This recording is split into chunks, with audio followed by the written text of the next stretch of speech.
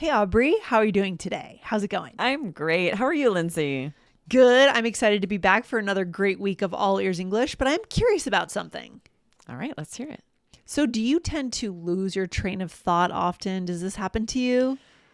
More Forget and what more, you're saying. yes. Yeah. More and more. Oh, no. That's not Right, good. I'll just forget what I was saying, or Yeah. you leave a room, go into another room, and wait, what was I Yeah. talking about? Yeah, Yeah. What about Or you? open the fridge and forget why you went there. Things like that. Yes. Absolutely, right. The older I get, the more. Yes. And you've got a lot going on. We've got kids running around everywhere. You're busy. Mm-hmm. So yeah, I don't remember this as happening to me as much when I was young. Right. I know. Life is just simpler when we're young, right? And then it just gets complicated. So it's a totally normal thing. And so what are we getting into today, Aubrey? Yeah, this episode was inspired by a student who was asking what to say when you can't remember what you were saying, when you lose your train of thought, Yes. right? We want to avoid just a pause or silence. So this chunk, lose your train of thought, is kind of idiomatic. It means to forget what you were saying or thinking, usually Yes. because you were distracted or maybe interrupted.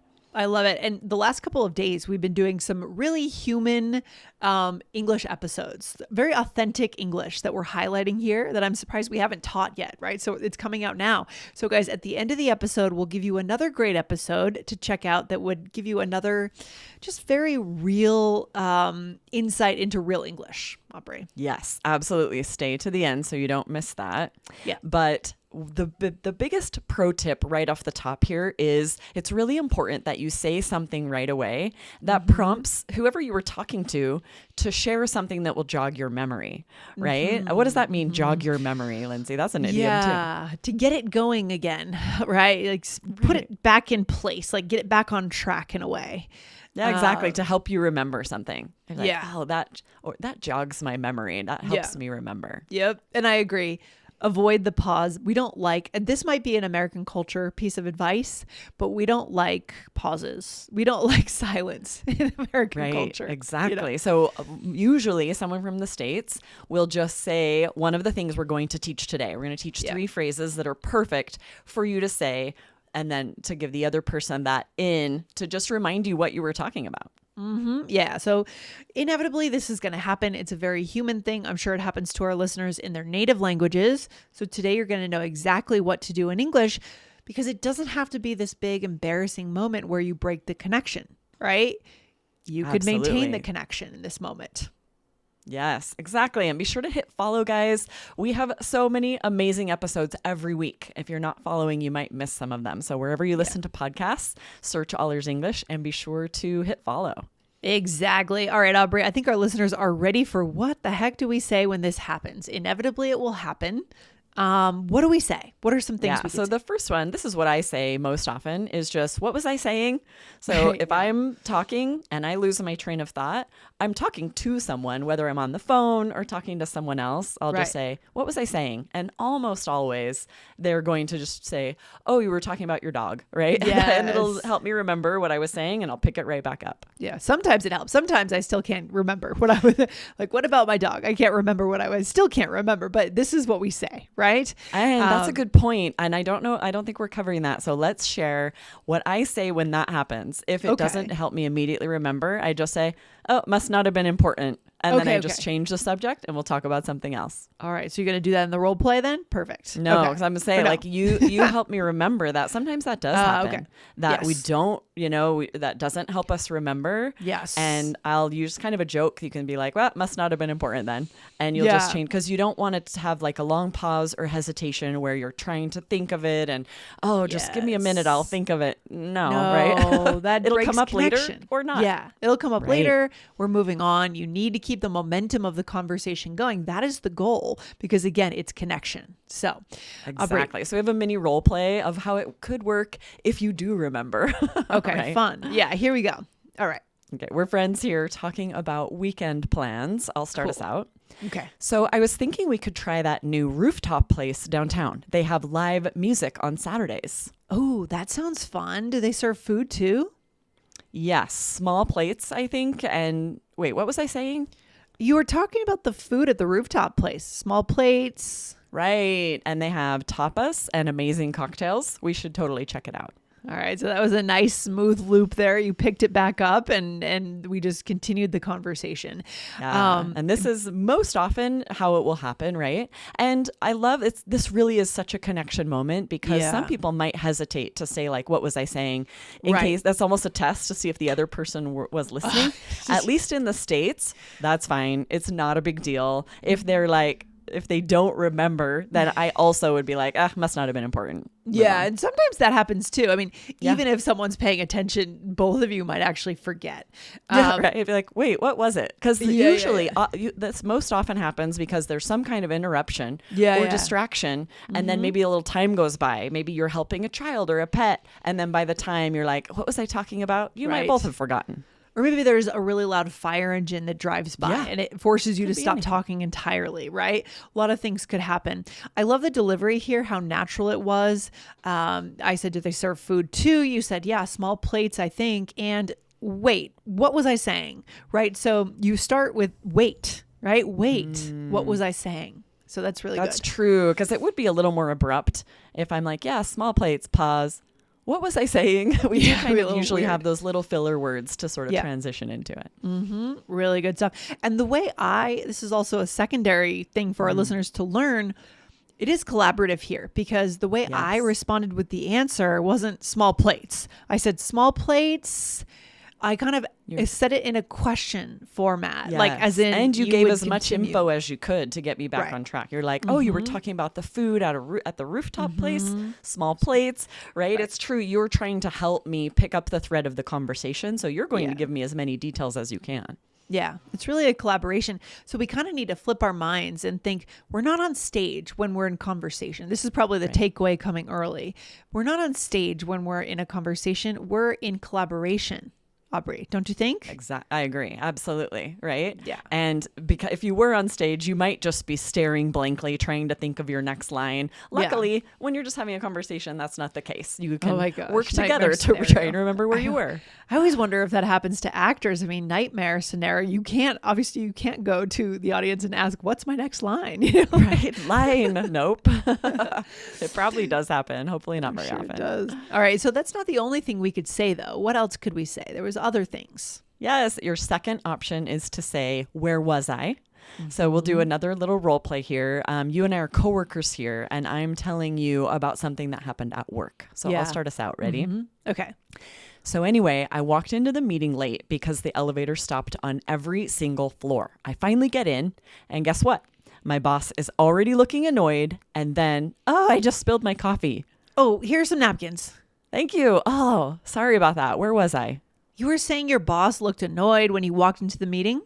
Right. So I walk in and then he asks me to present without any warning. Yeah. So this is that kind of distraction. If you spill coffee, takes a little while to clean it up. That might happen. That's impressive that you remembered here, but you might say, oh, I don't remember. What were you talking about? Exactly. And then you could say, must not have been important. Right. And I feel like where was I is more commonly used when you've gone into a whole story. You know, you're going into a story here, right? Yeah, good point. Because what was I talking about is more like, what was the topic in the first place? Whereas if you're in the middle of a story, then we'll be like, where was I? So I remember would be kind of where in my story was I? Yeah, it'd be weird if you kind of forgot the whole story, I guess. What was I talking about? When you've been telling a whole story? Yeah. Where was I is more like where exactly was I in my story? So it is slightly different, right? Exactly. Really good. Okay. All right. Okay, Aubrey, we are back from break. We do have a few other things to tell our listeners. What do we need to know?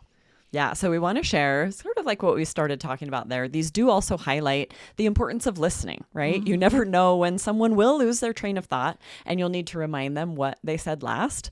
So if you're never listening, when you're just thinking of what you want to say next, you can sort of get caught out here, right? But you do also need that strategy in case they don't remember either.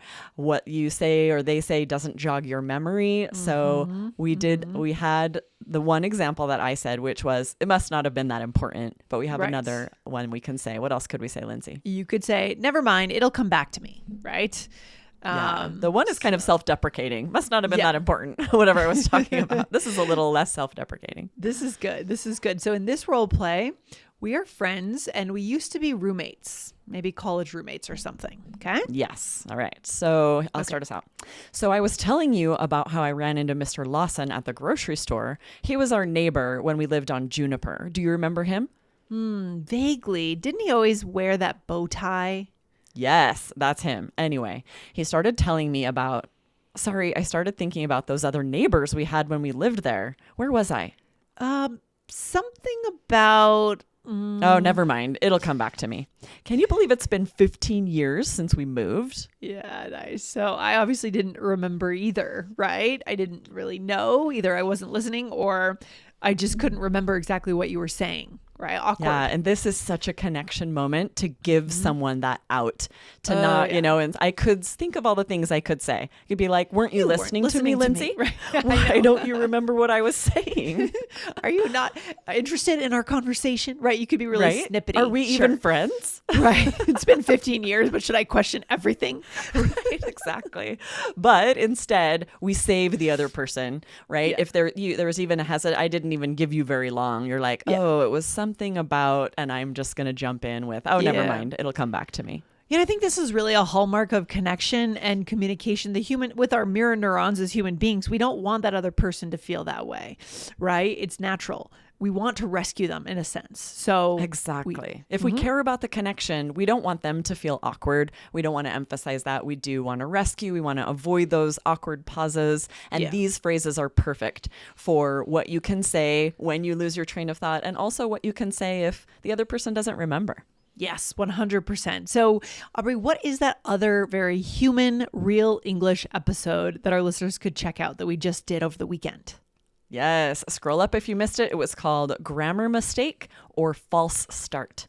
Yes. We do this all the time on the podcast where we start, the sentence a certain way, and then we're rephrasing, we're changing, we're interrupting ourselves, and then the grammar changes because now our sentence is different. It was such a cool episode. So a student wrote in asking a question about a grammar structure that to him, if you take it at face value, it made no sense. It was totally impossible to say that.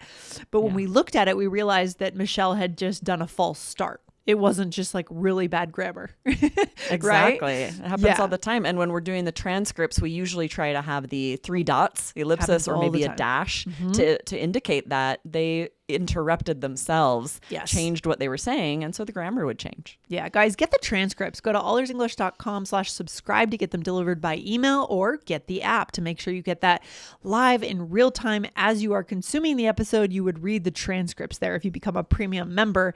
You're right, Aubrey. I mean, you see the transcripts every week. It happens all the time. All the time. Yes, at least in on our show. That's the cool benefit of having 2 co-hosts on All Ears English.